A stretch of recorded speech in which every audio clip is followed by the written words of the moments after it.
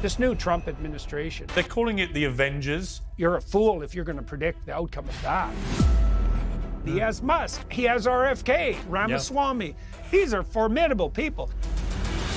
These aren't people who need the political power. Those are the people you surround yourself with if you're out on a quest.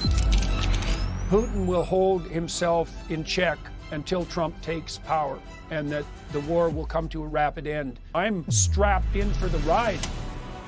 My father, he died recently. You always make me cry when you interview me. Do you believe in God? Do you think there is a heaven?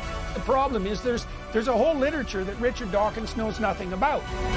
Go to hell. You're not stopping me. Well, the last time I interviewed the world's most famous psychologist, he unpacked with incisive clarity the reasons why Americans should trust Donald Trump over Kamala Harris. Clearly, America agreed. And when it comes to Dr. Jordan Peterson, they often do. His books and tools have had a profound impact on 21st century culture. Now he's back to tackle the biggest subject of all in his new book, We Who Wrestle with God. The best-selling author, psychologist, and co-founder of the Peterson Academy joins me now. Jordan, great to have you back on Uncensored.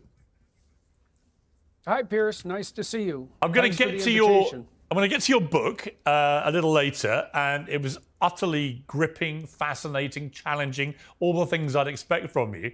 But before we move on and then come back to it, the reviews have been almost comical. Like, people love you or they hate you so much they want to rip you to pieces. Do you care? Or, because I get the same, we call it Marmite over here, which is a savoury thing you put on toast, which people either love or hate. Do you care, or do you just want people to be reacting? Well, look, I mean, if you have any sense and people are paying attention to what you're doing, you're happy about the fact that they're paying attention to what you're doing. And then whether the attention is negative or positive, I suppose that's the next thing up on the agenda. And it's been a pattern through my life that people have that kind of reaction to what I'm doing, you know. And luckily in my actual life, day to day, in the real world, I was reading the Times review today. Oh my God! It's like, he hates James you. Marriott. He just hates me. Oh my God, he just hates me. Yeah. And what really got him, what I loved about that review was he was clearly, it was eating away at him that the last time one of your books came out, he said something positive that you then used in the marketing for the book, which is obviously what we all do as authors. And he was so determined this time you couldn't do that he wanted to address that right off the top. Right off the top. Yeah, well, I did do it, though. I did do it. I tweeted out something today that I culled from his review to make it look very positive. So I thought that was hilarious, because it wasn't easy, because there wasn't much in it that was positive. But I thought that would really rub him the wrong way. Oh, it would enrage him. Do you think he will use a nuclear weapon? If necessary, he'll use a tactical battlefield weapon. Even Yes. if it starts World War III? It won't. Probably. Why? Because we wouldn't respond? What's in it for us? If you let him do it and get away with it, where does that end? Then you are into a Hitler analogy. Look, you can get yourself in a situation, no problem, where there's no good outcome. I mean, here we are, Jordan, you know, we're 2 years later. We're in a stalemate.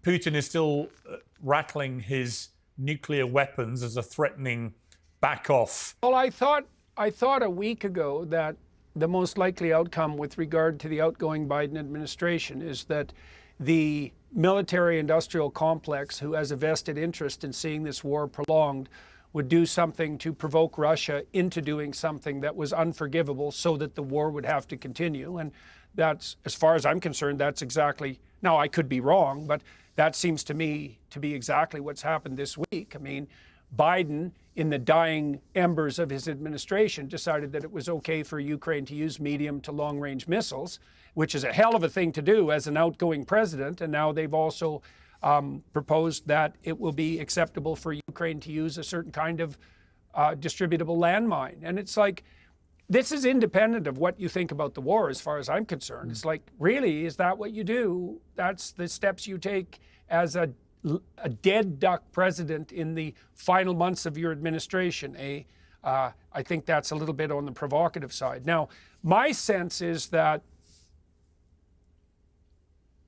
Putin will hold himself in check until Trump takes power, and that the war will come to a relatively rapid end soon thereafter. These remarkable people that have aggregated themselves around Trump understand very thoroughly that we're in a time of unprecedented rate of change. And I think that's pretty obvious to everyone, and that there are immense opportunities awaiting us and immense perils. And they're sufficiently concerned about the perils and sufficiently compelled by the opportunities to stake themselves politically and to take the risk of doing so. You know, people like Musk in particular, but Ramaswamy's in the same boat, essentially. These aren't people, and many of the other people around Trump, these aren't people who need the political power. Right. They already have lives. They're already have immense influence. I mean, for Musk to involve himself in the Department of Governmental Efficiency is obviously something that's taking him away from many other things that he's highly concerned about. But he obviously believes that the time demands that kind of response. And I think he's right. And, you know, more power to them. I'm strapped in for the ride as far as I'm concerned. I thought that what happened around Trump in the last 2 months of the election was absolutely remarkable, that these people aggregated themselves around him, and we're in for unprecedented times. And like, the Americans are remarkable people, and you're always a fool to bet against them. And I think we have a good chance of seeing a revival of the American spirit that is unprecedented in our times. Yeah, you know, there was a moment yesterday when Trump went down to see the latest SpaceX rocket launch with Musk, and it just made me think, this is great, actually. Whatever you think of the individual policies and everything else, there you've got the richest, most successful guy in the world who actually is a big thinker, a big dreamer. And we're going to come to one of the themes of your book, which is about adventure and how the Bible basically tells us to go and be adventurous, albeit with responsibility and everything else. So there's a real sort of theme that I see with this, where, you know, both Trump and Musk are adventurers. And there you had them going down to this rocket launch, and it didn't all go exactly how they hoped and everything else. But wow, I love the ambition. I love the fact that Elon Musk is prepared to say, you know, I met him in France earlier this year, and hearing him talk about why we need to colonize Mars, how we would colonize Mars, how we would get to Mars if we colonize it, was absolutely riveting. And you've got to have an amazing big picture brain. We've got to have an amazing brain, full stop, but you've got to have an amazing big picture brain to think the way that he does. And if he's right next to Trump in this administration, I'm all for it.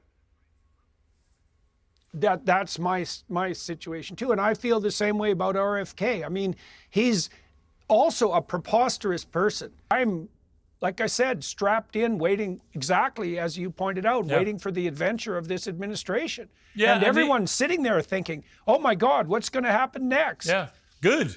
We should be thinking that, because we should be thinking out of the box, because conventional thinking hasn't got us very far. You know, I'm always mindful of one of my favorite quotes in sport was Wayne Gretzky, a fellow Canadian, of course, the greatest ice hockey player that's ever lived. And his quote was simple: you'll miss 100% of the shots you never take. Right? I mean, simple as that. Right. I mean, that really is, to me, that's the difference in life between a certain type of person and another, is that certain people in life, they just take the shots and they don't mind failure. You know, Elon Musk is going to see a lot of his rockets plummet into the ocean until he gets it right. But the thrill of the dare, of the adventure, of all of it, you know, again, we'll come to this with your book because it's one of the big themes. But I do think that I feel like it's invigorating right now. It might be slightly dangerous and it might take us off on weird places and it might not all work. You could say the divine is the pinnacle of ambition or the foundation of reality. Those are both good ways of looking at it. And one of the answers in the biblical text is that God is the call to adventure. And that's definitely the case in the story of Abraham. And the idea there, which is an unbelievably deep idea and also one that works biologically, is that the full expression of the spirit that takes you beyond your zone of comfort and out into the terrible world is the same spirit that makes your life a blessing to you, that makes your name renowned among other people and for good reason, that helps you establish something of lasting value, and that does that in a way that brings benefit to everyone. And that's actually the deal that God offers Abraham in response to his willingness to embark on a life of adventure. And I think all of that's true. You've become this kind of heroic figure for millions of young men who felt totally disenfranchised from society.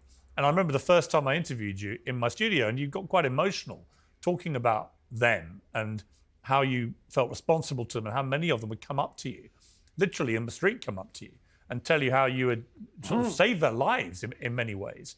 And what we've seen here is, I think, in what they're calling the broligarchy, which I love, which is the bros, Elon Musk, Donald Trump, Joe Rogan, RFK, Vivek, they're all bros, and they're the broligarchy.